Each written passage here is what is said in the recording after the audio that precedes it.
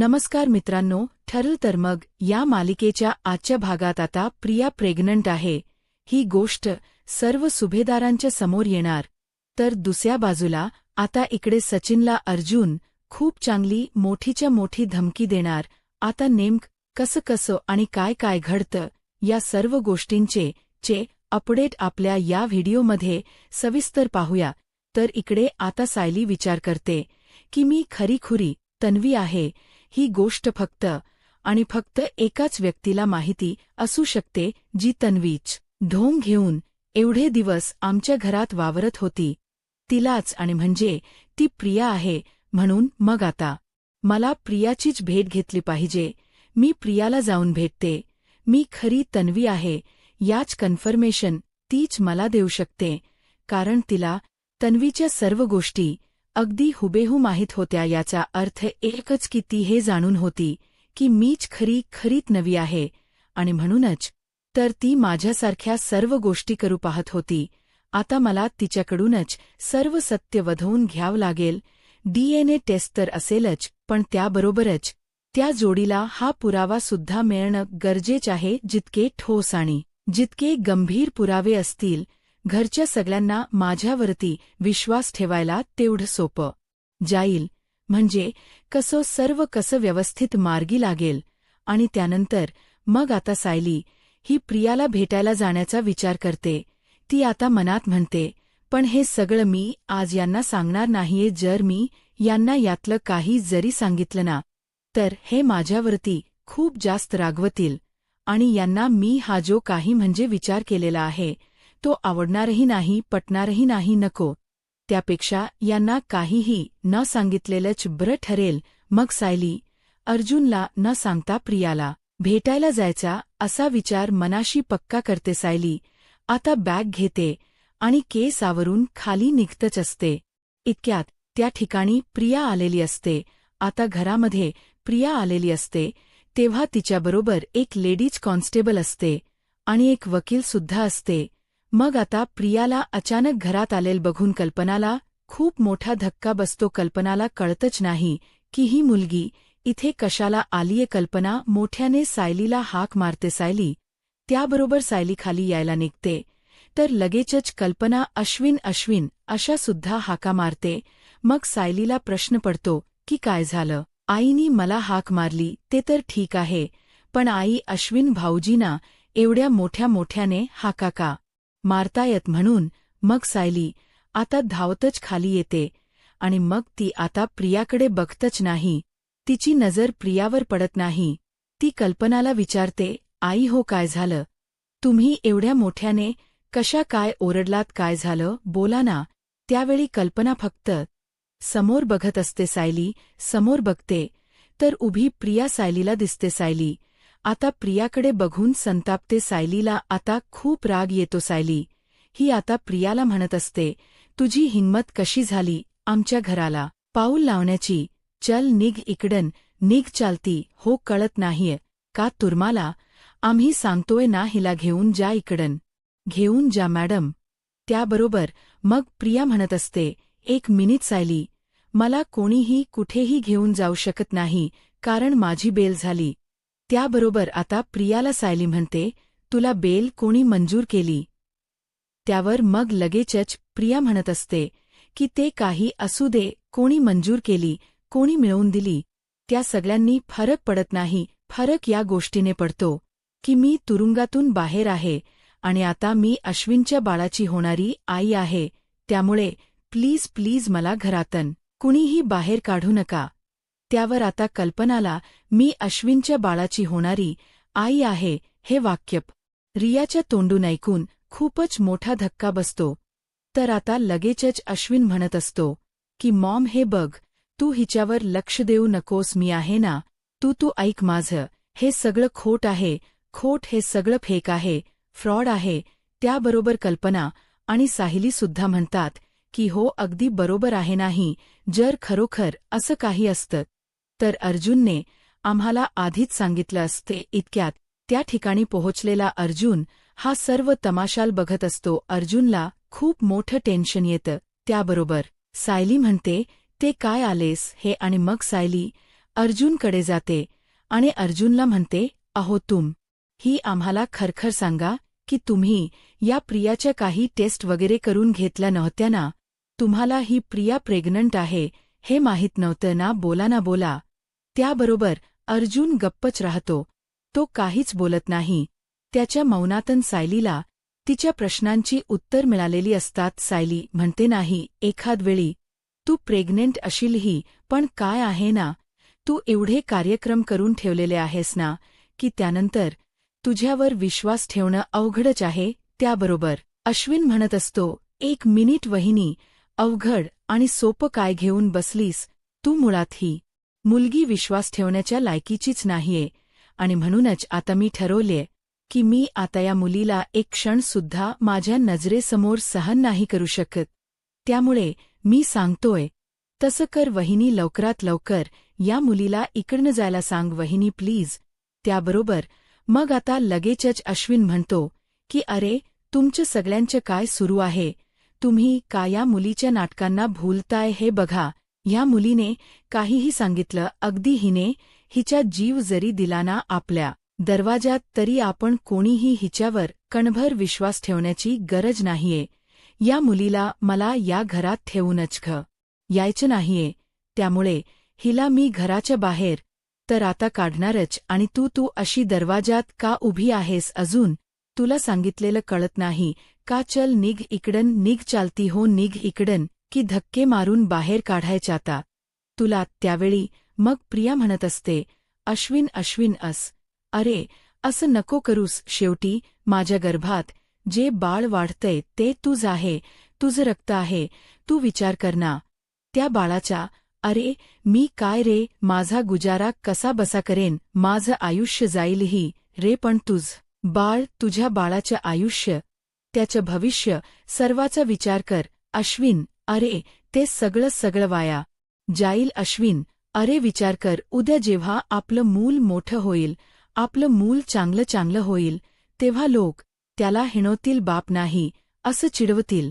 आणि एवढा चांगला सुशिक्षित बाप, एवढं छान मोठं मस्त घर, एवढं चांगलं कुटुंब, या सर्वापासून आपल्या मुलाला लांब राहावं लागेल रे. आणि शेवटी माझ्या गर्भात जे बाळ वाढतंय तोच तर आहे ना आपल्या घराण्याचा वंशज. मग आपल्या घराण्याच्या वंशजाला तुम्ही दूर ठेवताय का? आणि मी शब्द देते तुम्हाला सगळ्यांना, आई, मी खरं बोलते, आता आजच्या नंतर आहे ना, मी पुन्हा कधीच चुकीचं किंवा वाईट काही करणार नाही, किंवा मी वाईट वागणारही नाही. आजच्या नंतर मी खरोखर मनापासून चांगलं वागेन. मी सुधारेन आई, मी सुधारेन. पण प्लीज मला तू प्रेमाने घरात घे. मला तू स्वीकार ना गाई आई. जर तुम्ही मला स्वीकारलत ना, तर मला सगळे स्वीकारतील. मी पुन्हा कधीच चुका करणार नाही. मी हो तर शब्द देते. त्याबरोबर मग अश्विन म्हणतो, मॉम, तू हिच्या कुठल्याही शब्दांना वगैरे काहीही बोलू नकोस. ही मुलगी ना तेवढ्या लायकीची नाहीच आहे. तू उगाच हिच्यावरती विश्वास ठेवू नको. त्याबरोबर मग कल्पना म्हणते, नाही अश्विन, थांब, चुकतोयस तू. अरे, प्रेग्नंट आहे ती, आणि ते सुद्धा तुझ्यापासून. तुझं मूल सध्या तिच्या ताब्यात आहे. या अशा अवस्थेत तिला इकडन हकलवून लावणं म्हणजे आपण त्या बाळावरती अन्याय करण्यासारखं आहे. म्हणून या मुलीला आपण इकडन कुठेही घालवायचं नाही. आपण हिला इथेच ठेवून घ्यायचं. त्याबरोबर मग आता अश्विन म्हणतो, मॉम, त्यावर कल्पना म्हणते, हो, माझा निर्णय झालाय. अश्विन म्हणतो, ठीक आहे मॉम, जर तुझा निर्णय झाला असेल ना, तर मग माझा सुद्धा एक निश्चय. जर या मुलीला घरात ठेवायचं असेल ना, तर खरं तर मला या घरातच राहायचं नाहीये. पण तुझ्या एकटीच्या हट्टासाठी मी माझ्या बाकीच्या कुटुंबाला नाही सोडू शकत. म्हणून सांगतोय, ही मुलगी जरी होणाऱ्या बाळाची आई म्हणून या घरामध्ये येत असली, ते मूल माझं आहे का नाही अजून ती सुद्धा मला शाश्वती नाहीच. म्हणूनच सांगतोय, ती ही मुलगी जरी घरात येत असली ना, तरी सुद्धा हिला माझी बायको म्हणून काहीही दर्जा मिळणार नाही. आणि जरी तुम्हाला हिला द्यायचं असेल ना, तो दर्जा तरी तुम्ही द्या, पण माझ्याकडून कशाचीही अपेक्षा करू नका. माझा ना हिच्याशी काही संबंध आहे ना, त्या बाळाशी काही संबंध आहे. तुम्हाला हिच जे करायचे आहे ते तुम्ही करा. हिला घरात घ्यायची आहे, घरात घ्या. नाही घ्यायची आहे, नका घेऊ. हिला माझ्यासमोर आणायची नाही. हिने डायनिंग टेबलवर बसून जेवायचं नाही, ब्रेकफास्ट करायचे नाही, आपल्याबरोबर बोलायचं नाही, बसायचं नाही, आपल्यामध्ये राहायचं नाही. हिने हिच्या खोलीत सगळं काही करायचं. जर हिला माझ्या खोलीत राहायचं असेल तर हिला राहता येणार नाही. हिने आऊट हाऊसमध्ये राहायचं, आऊट हाऊसमध्ये. त्याबरोबर प्रिया म्हणते, अरे अश्विन, मला आऊट हाऊसमध्ये. त्यावर अश्विन म्हणतो, टीच, तुझी लायकी आहे, उपकार समज की तुला घरात तरी येऊ देतोय. कल्पना म्हणते, अश्विन काय बोलतोयस तू? आऊट हाऊसमध्ये ती कशी राहील? अश्विन म्हणतो, जसं घरात घेतोय तसंच माझ्याही काही अटी मान्य कराव्या लागतीलच ना. तुम्हाला जर ही मुलगी आऊट हाऊसमध्ये राहणार असेल तर आणि फक्त तरच मी हिला घरात घ्यायला तयार आहे, नाहीतर काही गरज नाहीये. हिने घरात वगैरे येण्याचे घराचे दरवाजे उघडे आहे, ही बाहेर जाऊ शकते. प्रिया म्हणते, ठीक आहे, ठीक आहे, मी आऊट हाऊसमध्ये सुद्धा राहायला तयार आहे. त्यानंतर प्रियाला घरात घेतलं जातं. अश्विन खूप संतापलेला असताना सायली त्याला समजून सांगते, हे बघा अश्विन भाऊजी, तुम्ही रागवू नका. अहो, आईंनी हा निर्णय घेतलाय तर माझी पूर्ण पक्की खात्री आहे आईंनी काहीतरी पूर्ण विचार केला असेल आणि पूर्ण विचारांनिशीच आईने हा निर्णय घेतला असेल. उगाचच्या उगाच तुम्ही रागवून संताप करून तुमचं बीपी कशाला उगाच वाया घालवताय? शूट करताय मी आहे ना, मी बोलेन ना आईंबरोबर, मी विचारेन त्यांना नेम काय झालं, त्यांनी हा डिसिजन का घेतला, काय कारण आहे. बस पण तुम्ही शांत रहा. त्यानंतर मग आता दुसऱ्या बाजूला अश्विन आणि अर्जुन हे दोघजण बोलत असतात. आता इकडे अर्जुनला आणि अश्विनला कळत नसतं. प्रियाला बेल मिळवून दिली. कुणी अर्जुन म्हणत असतो की प्रियावरती चक्क अटेम्प्ट टू मर्डरची केस होती, मग तिला बेल मिळवून द्यायला गेलंच कोण? तिला बेल मिळालीच कशी? अश्विन म्हणतो, दादा काहीही कर, कसंही कर, पण या गोष्टीचा तपास घेच की तिला बेल मिळवून दिली कुणी? ज्यांनी तिला बेल मिळवून दिली आहे ना, त्याला तर ना मी सोडणार नाही. त्याबरोबर आता अर्जुनला आठवतं की त्या दिवशी तो जेव्हा पोलीस स्टेशनला गेला होता तेव्हा इन्स्पेक्टर साहेबांनी अर्जुनला सांगितलं होतं की तुमच्या वहिनीला, तुमच्या भावाच्या बायकोला काही लोकांचे फोनही येतात आणि ते लोक भेटायला येतात.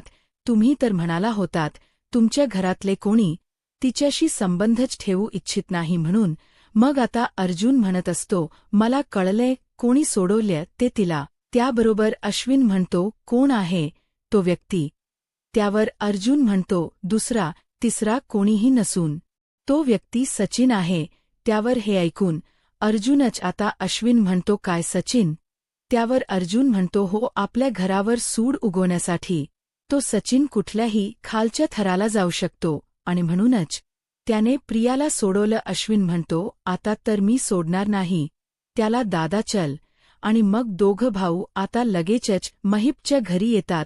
तिकडे आल्यानंतर अश्विन धावत येतो, सचिनची कॉलर पकडतो आणि त्याला म्हणतो, तुझ्यात तर मी सोडणार नाही तुला. आणि तो त्याचा गळा आवळू लागतो. त्यावेळी अर्जुन त्याला थांबवतो आणि म्हणतो, अश्विन थांब, अश्विन थांब, अश्विन चुकीचं काहीही करून बसू नकोस. हे बघ, तुझी एक चूकसुद्धा आपल्याला सध्या खूप महागात पडू शकते. आणि राहता राहिला प्रश्न या सचिनचा, तर या सचिन दीक्षितला तर मी सोडणार नाहीये. याला वाटलं होतं डिवोर्सची केस हा जिंकेल, पण त्याच्यात याला ज्याप्रमाणे तोंडावर पाडला आहे ना, आता पुन्हा एकदा मी याला तसंच तोंडावर पाडणार आहे. पण यावेळी मी याला इतक्या सहजासहजी सुटू देणार नाहीये. यावेळी याच्यावरती अशा केसेस टाकेल ना की याने 7 जन्म लक्षातच ठेवलं पाहिजे की कोणीतरी ॲडव्होकेट अर्जुन सुभेदार म्हणून भेटला होता. आतापर्यंत याने आपल या घराबद्दलची, माझ्या मनातली माया, आपल्या लोकांबद्दलची आपुलकी पाहिली, पण आता हा पाहिल तो तिरस्कार असेल. आता जस्ट वेटेड वॉच सचिन दीक्षित सोडणार नाहीये. मी तुला प्रियाला सोडवून तू खूप मोठी चूक केलीस. तुला वाटत असेल की आम्हाला उद्ध्वस्त करायला ती तुझी मदत करेल, ती तुला पुरेशी आहे, पण नाही, ही खरं तर खूप मोठी गलतफहमी आहे तुझी, कारण आता तो सचिन काहीच करू शकत नाही.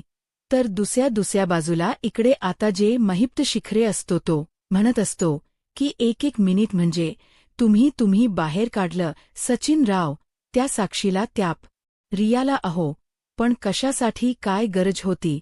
तुम्हाला ती पोरगी कशी आहे हे तुम्हाला माहीत नाहीये का? अहो, चांगल्या लोकांच्या बाजूने उभं रहा, चांगल्या लोकांची साथ द्या, म्हणतात ना, एकमेकाशी सहाय्य करू, सारे करूशी सुपन्न. अहो, ते काय उगाच नाही म्हटलेलं. अहो, त्याचा अर्थ असा होतो की एकमेकाला मदत करूनच आपण पुढे जाऊ.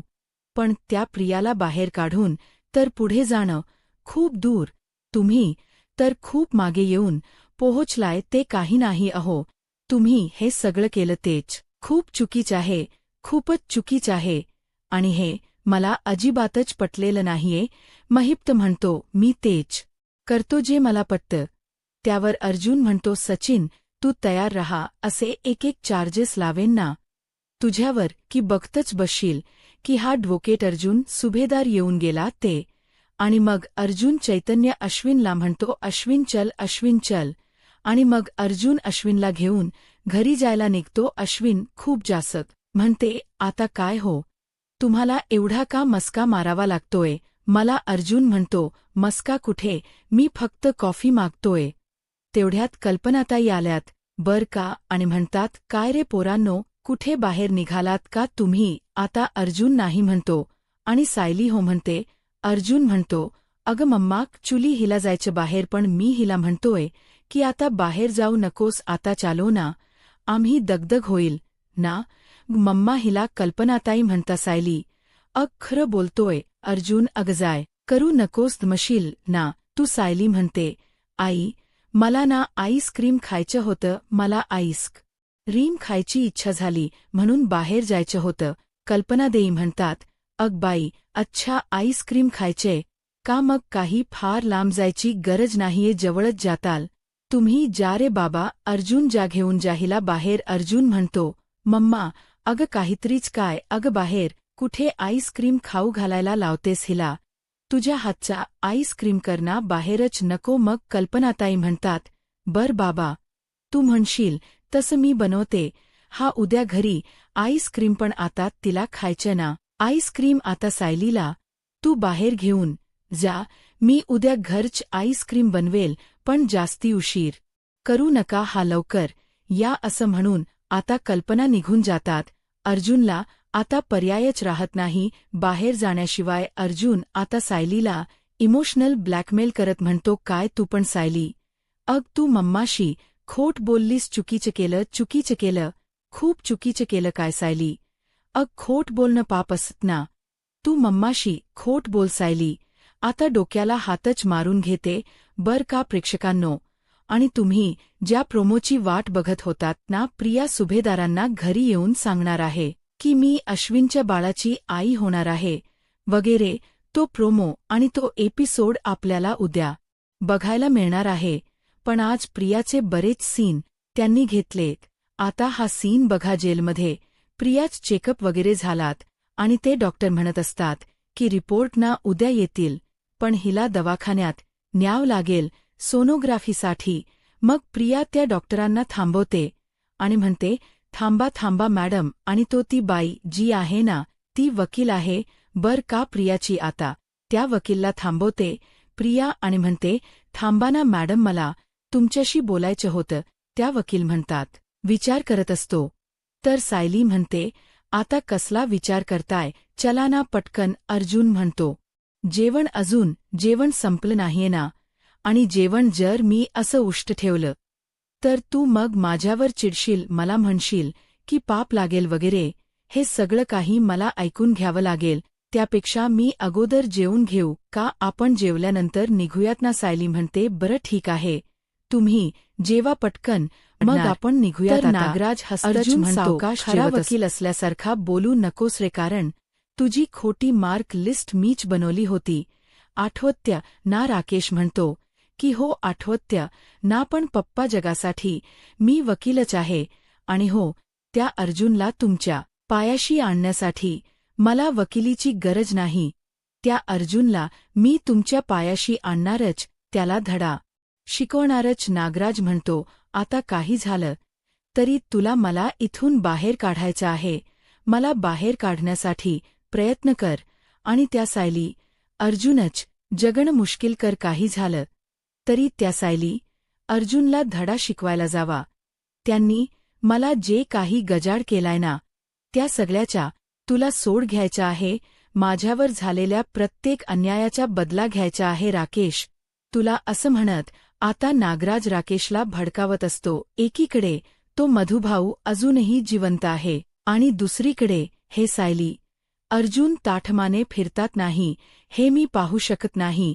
काही झालं तरी हे चित्र बदलायला हवं असं म्हणताच आता राकेश नागराजच्या डोक्यावर हात ठेवतो आणि म्हणतो, पप्पा तुमची शपथ घेतोय मी कोणालाही सुखाने जगू देणार नाही. आता मी कोणालाही सोडणार नाही. त्या अर्जुन सायली सोबत संपूर्ण सुभेदार कुटुंबाची राख रांगोळी करेन मी असं म्हणत आता राकेशने संपूर्ण सुभेदार कुटुंब उद्ध्वस्त करण्याची शपथ घेतलेली असते. तर दुसरीकडे सुभेदारांच्या घरी आपल्याला पाहायला मिळतं आता अर्जुनच जेवण आवरलेलं असतं. सायली म्हणते, चला आपण आता निघूयात ना. अर्जुन म्हणतो, हात धुवायचे राहिलेत. मी एक काम करतो, रूममध्ये जातो, हात धुतो, थोडा वेळ फ्रेश होतो आणि कपडे सुद्धा चेंज करतो, कारण दिवसभर मी त्याच कपड्यांमध्ये आहे ना. त्यानंतर आपण जाऊयात ना. तर सायली म्हणते, अहो तुम्ही आता इतके फ्रेश दिसताय ना की मी तुमच्या दुसऱ्यांदा प्रेमात पडेल. त्यामुळे आता फ्रेश व्हायची काहीच गरज नाही. त्यामुळे आता किचनमध्ये जायचं, तिथेच हात धुवायचे आणि मग आपण निघायचं आहे. तर अर्जुन म्हणतो, माझी बायको आजच किती रोमॅन्टिक होऊन बोलते माझ्याशी. चल आपण रूममध्ये जाऊ आणि अशाच गप्पा मारू असं म्हणत आता अर्जुन सायलीला काही ना काही कारण काढून थांबवण्याचा प्रयत्न करत असतो. परंतु आता मात्र सायली अर्जुनवर चिडलेली असते. ती अर्जुनला म्हणते, काय चाललंय तुमचं? सारखं का वेळ काढताय तुम्ही? चला ना. अर्जुन म्हणतो, नाही मी वेळ वगैरे काढत नाहीये, पण हात. सायली म्हणते, मग धुवून घ्या ना. अर्जुन म्हणतो, इथे. सायली म्हणते, हो इथेच धुवून घ्या असं म्हणत सायली अर्जुनच्या मागे लागलेली असते. काही करून तिला प्रियाला भेटायला जायचं असतं. आता अर्जुनची टंगळ मात्र चालू असते. आता अर्जुन एवढा हळूवारपणे सगळी काम आवरत असतो. सायली म्हणते, अहो चला ना. अर्जुन आता फ्रेश होऊन येतो आणि म्हणतो, कॉफी. मला कॉफी हवी आहे. सायली म्हणते, मिळणार नाही. अर्जुन म्हणतो, सकाळपासून एकदाही मला कॉफी मिळाली नाही आणि तुला तर माहीत आहे मला तुझ्या हातची कॉफी किती डिप्रेस असतो, खूप जास्त टेन्स असतो की हे सगळं माझ्याबरोबरच का घडतंय, माझ्याच आयुष्यात का होत्य, मी कोणाचं काय पाप केलंय, मी कोणाचं काही देण लागतो का, मग मीच का? तर अर्जुन त्याला समजावतो की हे बघ अश्विन, वेळ गेलेली नाहीये, तू फार विचार करू नकोस, होईल सगळं व्यवस्थित होईल, तुला हव्य सगळं तसंच होईल. अश्विन म्हणतो, दादा अरे कधी आता ती मुलगी पुन्हा घरात येऊन राहायला लागली. अर्जुन म्हणतो, जाईल ती लवकरच बाहेर जाईल. आता पुढे काय होईल हे पाहायला आत्ताच माझा महाराष्ट्र या यूट्यूब चॅनलला सबस्क्राईब करा. धन्यवाद.